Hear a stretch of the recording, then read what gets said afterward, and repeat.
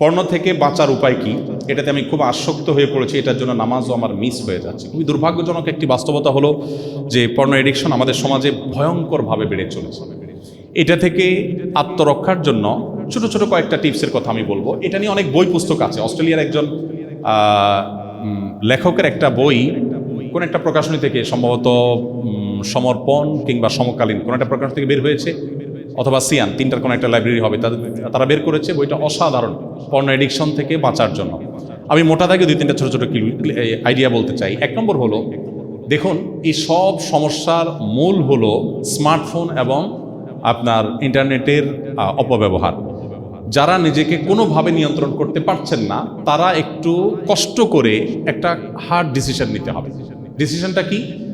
আপনার যদি ওষুধে কাজ না হয়, সাধারণ মেডিসিনে কাজ না হয়, আপনারা ডাক্তার মানুষ, আপনারা তখন অপারেশনের কথা বলেন যে মেডিসিনে দেখি হয় কি না, না হলে অপারেশনে যেতে হবে। আপনি প্রথমে বিভিন্নভাবে ট্রাই করলেন, যখন দেখছেন কোনোভাবে হচ্ছে না, তখন আপনাকে অপারেশনে যেতে হবে। অপারেশনটা কি? অপারেশনটা হলো স্মার্টফোনটা বিক্রি করে দিয়ে একটা বাটন ফোন নিয়ে ফেলবেন, এবং আপনি যদি 6 মাস বা 4 মাস একটা নির্দিষ্ট সময় একটু কষ্ট করে এটা করতে পারেন, কিছু লোকের সাথে যোগাযোগে অসুবিধা হবে, কিছু ঝামেলা হবে, হোক, কিন্তু আপনার জীবনে একটা ব্যাধি থেকে আপনি মুক্তি পেয়ে যাবেন। আপনি নিয়মিত যখন এটাতে অভ্যস্ত হয়ে যাবেন, আপনি দেখবেন যে আপনার এই পর্ন এডিকশন অনেকখানি কমে যাবে ইনশাআল্লাহ। এটা একটা বিষয়। আরেকটা বিষয় হলো যে নবী করিম সাল্লাল্লাহু আলাইহি ওয়াসাল্লাম দেখেন সেই 1500 বছর আগে বলে গেছেন, জেনাল আইন আন নাজার, মানুষ চোখ দিয়েও ব্যভিচার করে। মানুষ চোখ দিয়েও ব্যভিচার করে। একজন নারীকে চোখ দিয়ে আপনি দেখলেন, দেখার পর বাজে কল্পনা জল্পনা করলেন, কল্পনার জগতে আপনি রেপ করলেন। দেখেন গোটা পৃথিবী রেপের বিরুদ্ধে কথা বলে, গোটা পৃথিবী কিন্তু ধর্ষণের বিরুদ্ধে কথা বলে, তাই না? ধর্ষণ এটাকে খুব জঘন্য অপরাধ হিসেবে দেখে। ইসলাম তার চাইতে আরো অগ্রসর। আপনি কল্পনাই করতে পারেন না, যেখানে ধর্ষণকে মানুষ অপরাধ বলছে, ইসলাম বলছে মনে মনে ধর্ষণটা অপরাধ।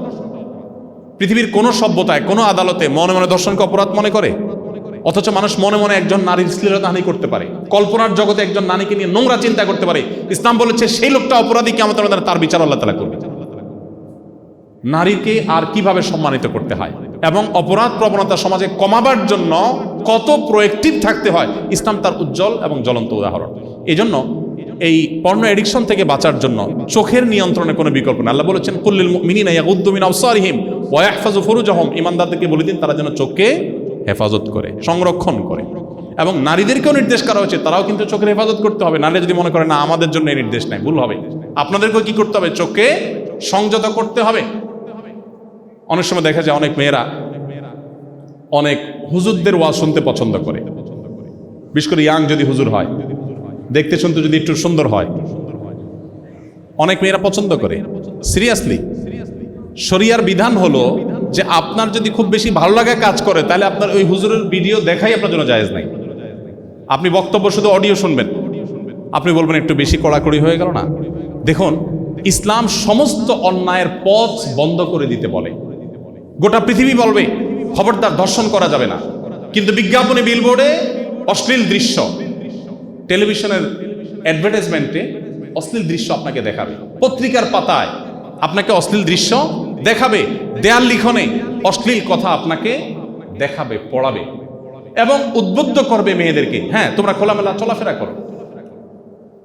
আপনি যখন দুবাইতে বা পৃথিবীর অন্যান্য দেশে, যেসব দেশগুলোতে ওপেন কালচার আছে, আপনি যাবেন, দেখবেন যে সেখানে অনেক সময় দেখা যায় ঠান্ডার দিন বেচারি মেয়ে হাফ প্যান্ট পরে হাঁটতেছে, আর তার সাথে থাকা পুরুষটা নির্লজ্জের মতো ফুল প্যান্ট পরে হাঁটতেছে। বলেন, চামড়ায় ঠান্ডা লাগলে পুরুষেরও কষ্ট লাগে, মেয়েরও কষ্ট লাগে, কিন্তু এমন কালচার ডেভেলপ করছে যে তুমি হাফ প্যান্ট পরে হাঁটো, ঠান্ডায় মরো, আর আমি ফুল প্যান্ট পরে আরাম করি। এটা নাকি নারীর অধিকার দেওয়া হলো। তো যাই হোক, এই সভ্যতা যারা ডেভেলপ করেছে তারা কিন্তু সমাজ থেকে ধর্ষণ যেন দূর করা যায়, তারা অনেক কাজ করছে, অনেক বক্তব্য দিচ্ছে, কিন্তু তারা সমাজটাকে এমনভাবে বিনির্মাণ করছে যে মানুষ নিজেকে নিয়ন্ত্রণ করতে পারবে না। ইসলাম বলে ধর্ষণ নিষিদ্ধ, আর তার আগে থেকে বাঁধ দিয়ে দাও, যাতে ধর্ষণের পথই বন্ধ হয়ে যায়। আগে থেকে বাঁধ দেওয়ার ব্যবস্থা ইসলাম রাখতে বলেছে। যারা পর্ন এডিকশন থেকে বাঁচতে চান, আগে থেকে বাঁধ দিতে হবে, অর্থাৎ চোখের হেফাজত করতে হবে, দৃষ্টিকে সংযত রাখতে হবে। দৃষ্টি সংযত করতে পারছেন না, ফোনে ডিস্টার্ব করে ফোন বিক্রি করে বাটন ফোনে চলে আসেন, 6 মাসে একটা কোর্স কমপ্লিট করেন, এরপর আবার আপনি প্রয়োজন ওই ফোনে ফেরত যান। ইনশাআল্লাহ দেখবেন সহজ হবে। এবং সেই সাথে যাদের বিবাহ করার শক্তি সামর্থ্য আছে তারা প্যারেন্টসদেরকে ম্যানেজ করে বিবাহের দিকে যাওয়ার চেষ্টা করবেন। এটা হলো সবচেয়ে চূড়ান্ত এবং সবচেয়ে বাস্তবসম্মত সমাধান। আল্লাহ তাআলা আমাদেরকে তৌফিক দান করুন। আমার নাম মুনতাসির, আমি একজন ক্লাস ক্যাপ্টেন। এর কারণে আমার সহপাঠীরা আমাকে ফোর্স করে তাদের অনুপস্থিতিতে প্রেজেন্ট দেওয়ার জন্য। এত খুশির কারণ কি? খুব কমন পড়ে গেছে মনে হয়। লা হাওলা ওয়ালা কুওয়াতা ইল্লা বিল্লাহ। প্রেজেন্ট না দিলে আমাকে বিভিন্নভাবে অপকর্মে ফাঁসিয়ে দেয়। এখন আমার কি করা উচিত? দেখুন, খুবই দুর্ভাগ্যজনক একটা ব্যাপার। আমরা খুব হাসছি, হয়তো কমন ব্যাপার, সেজন্য। বাস্তবতা হলো শিক্ষা জীবন থেকে বা ছাত্র জীবন থেকেই কিন্তু আমাদের নীতিনৈতিকতার বিষয়গুলোতে আমাদের জিরো টলারেন্সে আসতে হবে। আমার ছেলে এসএসসি পরীক্ষা দিয়েছে, তো মেয়েটাও দিয়েছে, তারা মাদ্রাসা পড়ে, পাশাপাশি পরীক্ষা দিয়েছে। তো ও যখন পরীক্ষার হলে ছিল, পরীক্ষার হল থেকে আসছে, ওর আশেপাশে থাকা সব পোলাপান খুব বিরক্তর উপরে। এমনকি ওর স্যার নাকি বলছে যে তুমি এরকম শক্ত হয়ে বসে থাকলে শুধু হবে, ডানে বামে দেখতে হবে তো কিছু, ডানে বামে কিছু খেয়াল করো। মানে আমাদের সমাজে নীতিনৈতিকতা এরকম একটা পানসে বিষয় পরিণত হয়েছে, এমন একটা অপ্রাসঙ্গিক বিষয় পরিণত হয়েছে যে একজন শিক্ষার্থী তিনি অন্যায় করছেন, অন্যায়কে অন্যায় মনে করছেন না। আপনি ক্লাস ক্যাপ্টেনকে বাধ্য করছেন, আপনি প্রেজেন্ট ছিলেন না, তাকে বলছেন তুমি প্রেজেন্ট দাও আমার, না দিলে তাকে নানাভাবে আপনি হয়রানি করছেন। তার মানে আপনি যদি বড় হন, আপনি এদেশের একজন বড় দুর্নীতিবাজ হবেন। আপনি যখন ডাক্তার হবেন, সরি টু সে, আপনি একজন কমিশনখোর ডাক্তার হবেন। যার ছাত্র জীবনে আল্লাহর ভয় নেই, নীতি নৈতিকতার বালাই নেই, যে আমি আসি নাই, আমার প্রেজেন্ট কেন থাকবে, বরং কেউ দিলে আমি সেটাকে নিষেধ করব। সেখানে আপনি যদি ফোর্স করেন, তাহলে মনে রাখবেন এই অনৈতিকতাই আপনাকে একজন খারাপ মানুষ হওয়ার পথে নিয়ে যাবে, আপনার অজান্তে, আপনি টেরও পাচ্ছেন না। এই জন্য আল্লাহর ওয়াস্তে আল্লাহকে ভয় করবেন। কোনো মিথ্যা কথা কোনো মিথ্যা কথা নিজে বললেন, কাউকে দিয়ে বলালেন অথবা প্রতিষ্ঠিত করলেন, এই সবগুলোই কিন্তু সমান অপরাধ। এবং ঈমানদার তার জীবন চলে যেতে পারে, কখনো মিথ্যা কথা বলতে পারে না। আমাদের প্রিয় নবী সাল্লাল্লাহু আলাইহি ওয়াসাল্লামের জীবনে এত বাধার কথা আমরা বললাম, আপনি দেখাতে পারবেন না একটি জায়গায় তিনি কোনো মিথ্যার আশ্রয় নিয়ে কোনো বিপদ থেকে উদ্ধারের ন্যূনতম চেষ্টা করেছেন, কখনো করেন। এই জন্য ভাই, অনুগ্রহ করে এই বিষয়গুলোতে আমরা সিরিয়াস হওয়ার চেষ্টা করবো ইনশাআল্লাহ। যে কোনোভাবে আমার অ্যাবসেন্ট লেখা থাকবে, আমার তাতে একটু নাজেহাল হইতে হবে, আমি হয়তো পানিশমেন্টের মুখে পড়বো, আমি হয়তো মার্ক কম পাবো, আমার হয়তো আরো অনেক সমস্যা হবে হোক, কিন্তু আমি মিথ্যার কারণে জাহান্নামে যেতে হবে, আমার আদর্শিক স্খলনের ব্যাপারটা ঘটবে, আল্লাহর কাছে পাপিষ্ট হব, এর দায় কে নেবে? এই জন্য এই জায়গাটাতে আমাদের নাচল হতে হবে। আর্থিক সচ্ছলতার জন্য আমি টিউশন করিয়ে থাকি। আমি যুবক হয়ে কোনো যুবতী মেয়েকে টিউশনে পড়াতে পারবো কিনা? বিশেষ দ্রষ্টব্য, আমার কাছে ছেলে স্টুডেন্টের চেয়ে মেয়ে স্টুডেন্টের টিউশনের অফার বেশি আছে। দেখুন, আপনি অবশ্যই টিউশনি করবেন, কিন্তু সেক্ষেত্রে ছেলে হিসাবে আপনি ছেলেদের টিউশনি করবেন, মেয়েরা মেয়েদের টিউশনি করবে।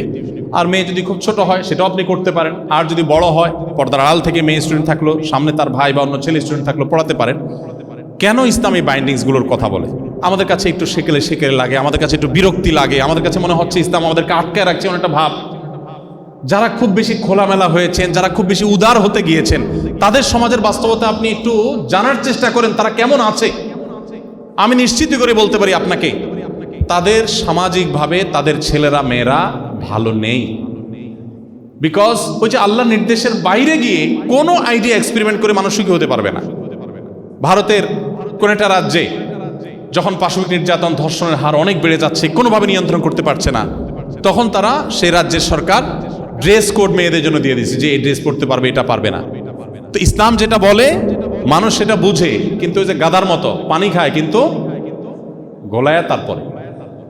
অতএব এই জায়গাটাতে কোন একজন মনীষী, কোন একজন বিজ্ঞানী বলেছেন না যে একজন ছেলে, একজন মেয়ে, একজন পুরুষ, একজন নারী যদি তারা গায়রে মাহরাম হন, একান্ত নিজের ব্লাড, নিজের মা বোন, ঘরের মেয়েরা না হন, অর্থাৎ যাদের সম্পর্কে রক্ত সম্পর্ক আছে, এরকম মেয়েরা যদি না হন, তাহলে সেক্ষেত্রে একজন ছেলে একজন মেয়ে কখনো তথাকথিত ভালো বন্ধু হওয়ার কোনো স্কোপ নাই। এটা একটা প্রতারণা, এটা স্রেফ একটা প্রতারণা। যদি বলেন যে না এখন আমার মনে কোনো খারাপ চিন্তা নাই, আমরা ভালো বন্ধু, তো চিন্তা আসবে, এখন নাই, ডেফিনেটলি যদি না আসে তাহলে ডাক্তার দেখাইতে হবে। না আসার মানে হলো আপনি অসুস্থ। আল্লাহ সৃষ্টি করেছেন এভাবে, আপনার ভিতরে আকর্ষণ হবে, আকর্ষণ হয় না তাহলে আপনি দ্রুত ডাক্তার দেখান। তো এই জন্য আল্লাহর এই বিধানটাকে মেনে চলতে হবে ইনশাআল্লাহ। সর্বশেষ প্রশ্ন, আপনার দৃষ্টিতে মুসলিম উম্মার বর্তমানে সবচেয়ে বড় সংকটের জায়গা কোনটি এবং এ থেকে উত্তরণের উপায় কি? মুসলিম উম্মার সবচেয়ে বড় সংকটের জায়গা আমার যেটা মনে হয়, আমি প্রায় চিন্তা করি বিষয়টার উপরে, সবচেয়ে সংকটটা আমাদের কোন জায়গায়? আমার যেটা মনে হয়, আমার ক্ষুদ্র জ্ঞানে, সেটা হলো কোরআন এবং সুন্নাহ থেকে দূরে সরে যাওয়া, ইসলামের আদর্শের জায়গাটা থেকে সরে যাওয়াটা, এটাই হলো আমাদের সংকটের সবচেয়ে বড় জায়গা। মুসলমান নামে মুসলমান অনেক বেশি। ডক্টর আব্দুল্লাহ জাহাঙ্গীর রহমতুল্লাহ আলাইহি ইসলামী বিশ্ববিদ্যালয়ের কুষ্টিয়ার প্রফেসর ছিলেন, আপনারা অনেকে চিনেন। আল হাদিস ডিপার্টমেন্টের প্রফেসর ছিলেন, সড়ক দুর্ঘটনা মারা গেছেন। স্যার একটা কথা বলতেন, আমার খুব ভালো লাগতো। স্যার বলতেন যে আমাদের দেশে মুসলমান দুই প্রকার, এবং গোটা বিশ্বে ইনফ্যাক্ট সেটাই, যে মুসলমান দুই প্রকার। একটা হলো সেকুলার মুসলমান, আরেকটা হলো রেগুলার মুসলমান। সেকুলার মুসলমান বলতে স্যার আমরা গতানুগতিকভাবে যে সেকুলার যে অর্থে বলি সেটা না। স্যার বলতেন যে সেকুলার মুসলমান বলতে আমি বুঝাই যারা জুমা পড়ে, মাঝে মধ্যে মাগরিবের এশার নামাজটা পড়ে, আবার ফজর নামাজ কখনো মনে চাইলে 7টা-8টার দিকে পড়ে, অ্যাক্সিডেন্টলি কখনো মসজিদে পড়ে ফেলে। তারা যখন নামাজ পড়ে শেষ করে এরপর টুপিটা ভাঁজ করে প্যান্টের পকেটে বা শার্টের পকেটে রেখে দেন। টুপি তো ভাঁজ করেন, আর সাথে তার ধর্মটাও ভাঁজ করে ফেলে। এবং যখন তিনি ব্যবসা করেন, চেম্বারে বসেন, অন্য কোনো কাজ করেন, তখন তার ধর্মে কর্মের কোনো বালাই থাকে না। এই মানুষগুলোকে স্যার বলেছেন যে এরা হলো সেকুলার মুসলমান, অর্থাৎ ইসলামকে সিরিয়াসলি তারা প্র্যাকটিস করে না। আর যারা কোরআন হাদিস যা বলেছে এটাকে মেনে চলার চেষ্টা করে, মানতে না পারলে নিজেকে ভৎসনা করে, সিরিয়াসলি মেনটেন করার চেষ্টা করে, হালাল হারাম মাহারাম নন মাহারাম সব কিছুকে সিরিয়াসলি যারা মেনটেন করার চেষ্টা করে, তাদেরকে স্যার বলতেন যে রেগুলার মুসলমান। এখন আমাদের সমাজে রেগুলার মুসলমানের সংখ্যা কত কম!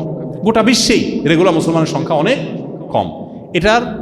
এটার কারণেই বললাম যে মুসলমানদের ওই যে কোরআন এবং সুন্নাহর আদর্শ থেকে সরে যাওয়া, বিচ্যুত হয়ে যাওয়া, এটা হলো আমাদের সবচেয়ে বড় সংকটের কারণ।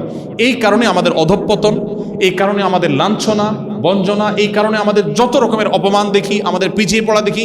এই কারণেই মুহাম্মদ সাল্লাল্লাহু আলাইহি সাল্লাম যখন অর্ধ পৃথিবী জয়ের সূচনা করে দিয়ে গেছেন, খলিফা ওমর রাদিয়াল্লাহু তাআলা আনহু, খোলাফায়ে রাশেদা সেটাকে সামনে এগিয়ে নিয়ে গোটা পৃথিবীর অর্ধেক যখন তাদের পায়ের তলে নিয়ে এসেছেন, শাসন করেছেন, তখন পৃথিবীর সবচেয়ে বড় অস্ত্র শস্ত্রের, সবচেয়ে বড় অর্থনীতিতে সমৃদ্ধ দেশ হিসেবে মুসলমানরা ছিলেন তা কিন্তু না।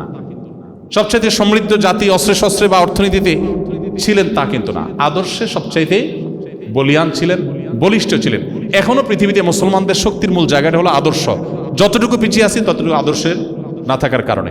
আপনি বলবেন অনৈক্য আমাদের বড় সমস্যা। অনৈক্য কেন হয়? অনৈক্য হয় এই জন্য যে আমরা কোরআন হাদিসের উপরে চলি না। কোরআন হাদিসে চললে তো আমরা অনৈক্য করতে পারি না। আমাদের অনৈক্যেরও কারণ হলো কোরআন হাদিসের আদর্শ থেকে বিচ্যুত হয়ে যাওয়া। কোরআন তো বলেছে ওয়ালা তাফাররাকু, তোমরা বিভিন্ন গ্রুপে বিভক্ত হইও না। কোরআন তো বলেছে আতাসিমু বিহাবলিল্লাহি জামিআ, তোমরা সবাই ঐক্যবদ্ধভাবে আল্লাহর রশিকে আঁকড়ে ধরো। কোরআন তো আমাদেরকে একত্র থাকতে বলেছেন, বিচ্ছিন্ন হতে বলেনি। সো আমাদের যত অধঃপতন এর মূল কারণ হলো কোরআন এবং সুন্নাহর আদর্শ থেকে বিচ্ছিন্ন হয়ে যাও। আল্লাহ রাব্বুল আলামিন আমাদের সবাইকে কোরআন এবং সুন্নাহর আদর্শে আদর্শবান মানুষ হওয়ার তৌফিক দান করুন। আমাদের সবাইকে আমরা যা শুনলাম বললাম সেগুলো আমল করার তৌফিক দান করুন। আমি আবারও দুঃখ প্রকাশ করছি, অনেক বেশি সময় নিয়ে ফেললাম, স্যারদেরকে অনেক কষ্ট দিয়েছি, আপনাদের অনেক কষ্টের কারণ হয়েছে। আল্লাহ রাব্বুল আলামিন এই কথাগুলো থেকে যেগুলো উপকারী কথা সেগুলোকে আল্লাহ আমাদের জীবনের জন্য গ্রহণ করবার তৌফিক দান করুন। সবাই গ্রহণ করবেন তো ইনশাআল্লাহ। আমরা এখান থেকে কোনো না কোনো শিক্ষা, কোনো না কোনো বিষয় এখান থেকে নিয়ে আমাদের জীবনে সেটাকে আমরা ইমপ্লিমেন্ট করতে পারি। বিশেষ করে আমি যে আবদারটা আপনাদেরকে রেখে গেলাম আজকে, যে আপনারা কমপক্ষে একটি সিরাত গ্রন্থ, নবী সাল্লাল্লাহু আলাইহি ওয়াসাল্লামের জীবনী গ্রন্থ একটি অন্তত শুরু থেকে শেষ পর্যন্ত জীবনে একবার হলে একটু পড়বেন, এবং এই পড়াটা আপনার ঈমানের মিটারকে অনেক দূর উপরে তুলে দিবে ইনশাআল্লাহ। আপনাকে ঈমানদার হিসেবে অনেক ভালো মুসলমান বানিয়ে দিবে, এটি আমার দৃঢ় বিশ্বাস। আর মুহাম্মদ সাল্লাল্লাহু আলাইহি ওয়াসাল্লামকে জানার ব্যাপারে আপনার অমুসলিম বন্ধু থাকলে তাদেরকেও বলতে পারেন যে দেখো, একজন মানুষ তার জীবনে সফলতার চূড়ান্ত শিখরে পৌঁছে গিয়েছেন এত বাধা সত্ত্বেও, কি ছিল তার জীবন, একটু জানার দরকার। তো আমার মনে হয়, আমার বিশ্বাস যে এটি আমাদের ঈমানকে বৃদ্ধি করতে, ঈমানকে স্ট্রং এবং শক্তিশালী করতে সহায়ক হবে। আল্লাহ রাব্বুল আলামিন আপনাদের সবাইকে, আপনারা যেহেতু মেডিকেল কলেজের স্টুডেন্ট, আপনাদের সবাইকে আল্লাহ রাব্বুল আলামিন এই জাতি শুধু নয়, গোটা বিশ্ব মানবতার সবচেয়ে বেশি সেবা করার তৌফিক দান করুন। আপনারা জেনে থাকবেন, আমাদের নবীজি বলেছেন, আহাব্বুন নাস ইলাল্লাহি আনফাউহুম লিন-নাস, আল্লাহর কাছে সবচেয়ে প্রিয় মানুষ সেই মানুষগুলো যারা সবচেয়ে বেশি মানুষের উপকারে আসে।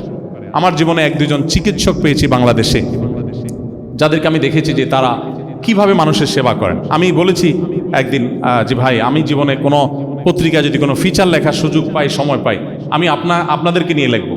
এর মধ্যে ঢাকাতে একজন, যশোরে একজন, দুই জায়গায় দুজন ডাক্তার আমি দেখেছি। এরকম আরও হাজারো ডাক্তার আছে আমার অজান্তে, আমি চিনি কয়জনকে। আর তো আমি আপনাদেরকে, তরুণ যারা মেডিকেল স্টুডেন্টের ছাত্র, আপনাদেরকে বলতে চাই, মানুষের সেবায় নিজেকে নিয়োজিত রাখবেন। মনে রাখবেন, প্রকৃত অর্থে ভোগে কোনো আনন্দ নাই, তৃপ্তি নাই। আসুন্নাহ ফাউন্ডেশন থেকে আমরা মানুষের জন্য কাজ করছি, আমাদের যে কি তৃপ্তি, আমাদের তো খুব অল্প স্বল্প, শত শত হাজার হাজার কোটি টাকার বিজনেস অনেকে করে। এরকম ব্যবসায়ীদেরকে আমি প্রায় সময় বলি, পরিচয় হলে একান্তে কথা বলে বলি, ভাই, আমার কাজের তৃপ্তি আর আপনার কাজের তৃপ্তির মধ্যে আসমান জমিন পার্থক্য। আপনি যদি একটু আমার কাজে এসে দেখতেন, তাহলে আপনি অনুভব করতে পারতেন যে মানুষের মুখে হাসি ফোটানোর আনন্দটা, তৃপ্তিটা কি। তো আমি আপনাদেরকে অনুরোধ করবো যে আপনারা যখন ডাক্তার হয়ে আপনাদের কর্মক্ষেত্রে যাবেন, আপনারা মানুষকে সেরাটুকু দিবেন। এদেশের অর্থনীতির একটা বড় অংশ ভারতে এবং থাইল্যান্ডে চলে যায় শুধু চিকিৎসার নামে। আপনারা আমার চাইতে ভালো জানেন। আমি বাইরের একজন ডাক্তারকে একবার দেখেছি, আমি অবাক হয়েছি যে তিনি আমার প্রেসক্রিপশন লিখছেন এবং আমার কি করতে হবে এটা লিখছেন, আমার দিকে ফিরানো প্রেসক্রিপশনটা উনি ওই দিক থেকে ইংরেজিতে লিখছেন। আমার ওয়াইফ সাথে ছিল। আমি বললাম যে এটা তো নতুন জিনিস দেখলাম, আপনি সোজা লিখতে পারেন কিন্তু লেখা উল্টা করে পুরো প্রেসক্রিপশন তিনি লিখলেন, জাস্ট আমার বুঝতে চান লিখছেন আর ব্যাখ্যা করছেন। তো এটা একটা এক্সাম্পল শুধুমাত্র। আমাদের দেশে মানুষ, আমরা সাধারণ মানুষ অনেক অসহিষ্ণু, আপনাদের ডাক্তারদের অনেক ডিস্টার্ব করি, এক কথা পাঁচবার জিজ্ঞেস করি, রুগীরা অনেক বিরক্ত করে। আপনারা আল্লাহর রাস্তায় ধৈর্য ধারণ করবেন। আমাদের কাজ, অর্থাৎ হুজুরদের কাজ আর আপনাদের কাজ অলমোস্ট কাছাকাছি, অর্থাৎ মানুষের বিরক্তিগুলোকে হজম করতে হয়, ধৈর্য ধরতে হয়, সহ্য করতে হয়। আমাদেরকে মানুষ এত বিরক্ত করে, সেলিব্রিটি হলে যেটা হয়, মক্কা একবার আমরা সফরে গেছি, এক লোক বলে হুজুর একটা ছবি তুলবো। খুব বিরক্তিকর একটা কাজ, না তুললে মানুষ মনে করবে ভাব ধরে হুজুরে। বললাম ঠিক আছে তোলেন। উনি একটা তোলার পরে বলে যে ভাই, এখানে সোফাটা খুব সুন্দর আছে, বসে একটা নেই। পরে আমি বললাম ঠিক আছে ভাই, প্রবাসী বাংলাদেশি মানুষ ওখানে শ্রমিক হিসাবে গেছে, দেশ থেকে হুজুর আসছে, হুজুর আবার ভাব ধরে, অহংকারী মনে করবে। আমি বললাম ঠিক আছে ভাই, বসে একটা ছবি তুললাম। এরপর দেখলাম তার অতৃপ্তি আছে, সে আরো খুঁজতেছে কি করা যায়। তো আমি তাকে বললাম এক কাজ করেন, হোটেলে চলেন, আমরা 2 বেডে 2 জন শুয়ে একটা ছবি তুলি। তখন সে বুঝতে পারছে যে সে একটু বাড়াবাড়ি করে ফেলেছে। তা আপনারা যারা ডাক্তার, আপনাদেরকে রোগীরা এরকম নানাভাবে একই জিনিস বারবার বলবে, বিরক্ত করবে। আপনি বলবেন যে রাতে ভাত খাওয়া যাবে, রাতে রুটি খাইতে হবে। সে কয়দিন পরে এসে বলবে হ্যাঁ প্রতিদিন খাইছি, ভাত খাওয়ার পর আমি নিয়মিত রুটি খাইছি। তো এরকম বিষয়গুলো আপনাদের সামনে আসবে। কিন্তু তারপর আমি আপনাদেরকে অনুরোধ করব, রোগীদের সাথে সুন্দর আচরণ করবেন, ধৈর্যের পরিচয় দিবেন এবং যথাসম্ভব তাদের সেবা দেওয়ার চেষ্টা করবেন। মনে রাখবেন, আমি প্রায় সময় বলি, আদ্দিন মেডিকেল কলেজের ডাক্তারদের এবং ছাত্রদের সামনে কথা বলতে গিয়ে আমি বলেছিলাম, আমার জীবনে খুব আপনাদের দেখে ঈর্ষা হয় যে আমি যদি একটু চিকিৎসক হতে পারতাম। কারণ মানুষের কষ্টের সময় আপনাদের কাছে আসে, ইঞ্জিনিয়ারদের কাছে মানুষ সুখের সময় যায়, টাকা পয়সা হাতে আছে তখন যায়। ইঞ্জিনিয়াররা সাধারণত মানুষের সুখের সময়কার চেহারাটা দেখে, আর আপনারা দেখেন দুঃখের সময়ের ফেসটা। এই টাইমটাতে জান্নাত কামাই করা যত ইজি, অন্য কারোর জন্য এতটা ইজি না, এত সহজ না। আমি আশা করব যে আপনারা আপনাদের পেশাদারিত্ব সর্বোচ্চ বজায় রাখবেন, বাংলাদেশে মানুষের চিকিৎসার ক্ষেত্রে যে অনাস্থার জায়গাটা আছে সেটা আপনারা পূরণ করবেন। ইনশাআল্লাহ আল্লাহ আপনাদেরকে সহায় হবেন। ধন্যবাদ সবাইকে, জাযাকুমুল্লাহ খাইর।